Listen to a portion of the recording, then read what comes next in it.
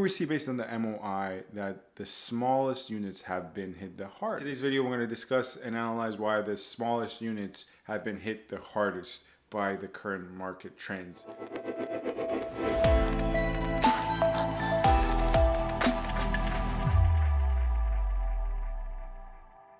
Hello everyone, this is Sam from Remax and SaberiSixRealEstate. You can find my contact information in terms of my Instagram, my phone, and my Gmail in the description box as well. Please feel free to subscribe, comment, rate, and review. I like making these videos on the site. Obviously, it's not my main job. I'm a practicing realtor, but it provides me with an opportunity to inform the general public on the latest markets and market trends and stats. As well, obviously, there's a little bit of marketing involved for myself, right? This is also a venue of marketing as well. So I would really appreciate your support. So quick disclaimer, this is not my own research. The article is in the description. Go read it and support. Give credit where credit is due, but it makes perfect sense to me and I'm here to break it down for you. So the metric uses the MOI. Now, what is MOI? Many people are familiar with ROI, the return on investment, but MOI is months of inventory. So let me break down this metric for you. Months of inventory is a figure, and that figure represents the number of months it would take, everything else remaining equal, for the inventory to be completely sold off in a fair and balanced market. So let's take an example. Let's say you have a watch and you have 5 of these watches on sale remaining. The MOI, let's say for that, is 1.5. That means if everything else were to remain equal, no new listings, no new watches for sale, no watches for sale that are no longer for sale, if it remains fixed at 5 watches for sale, it would take 1.5 months at the current rate of things for all those 5 watches to be sold off. Now, using MOI as a metric, let us take a look at this chart. Now, one thing as you're looking at this chart, right, the higher the MOI is, the less the demand for a commodity is, right?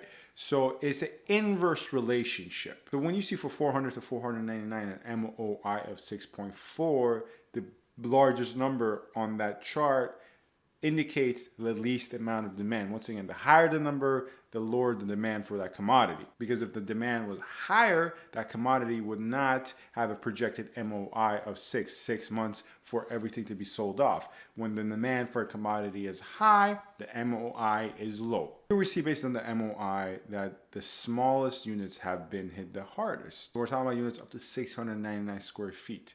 Now, what does this tell us? A, obviously it tells us that the smallest units have been hit the hardest.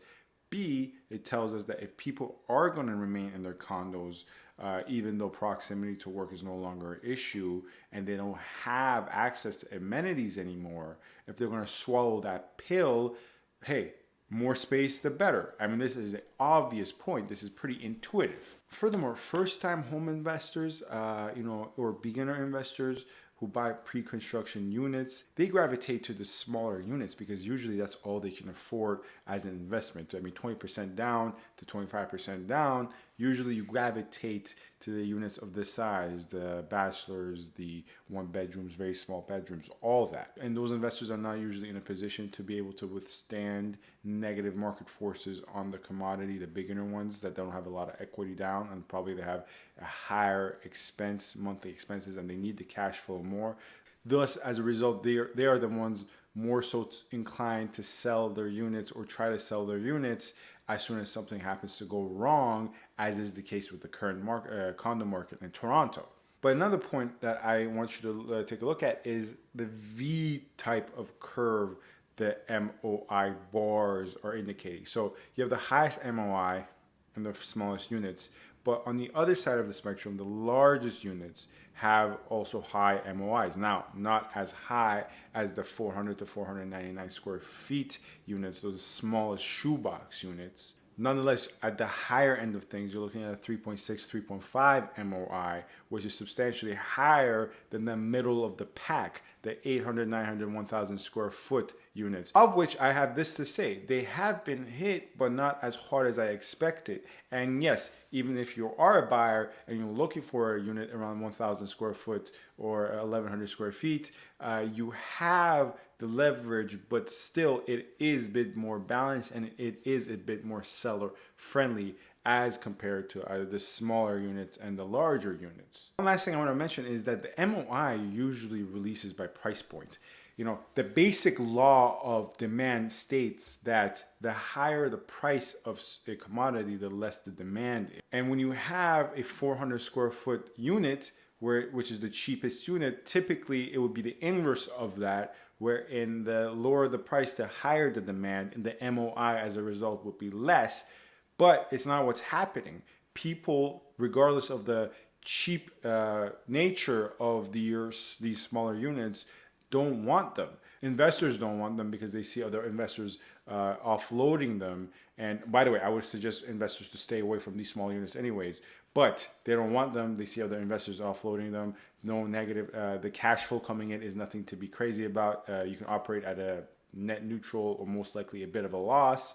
And end users by no means should want them in my frank estimate, because proximity to work is not a major priority right now. And if you can afford to buy something a bit further, definitely go for that. So the fact that usually the MOI for cheaper units is lower, this really does indicate how much of a hard time these smaller units are having with all the things that are happening, all the things I've discussed ad nauseum on this channel about the Airbnb regulation, the struggles with the rental market that's feeding into the struggles with the purchase and sale market, the pandemic at general. All these things have been felt by all types of units across all areas, but most specifically the smallest of the units in the most central of areas.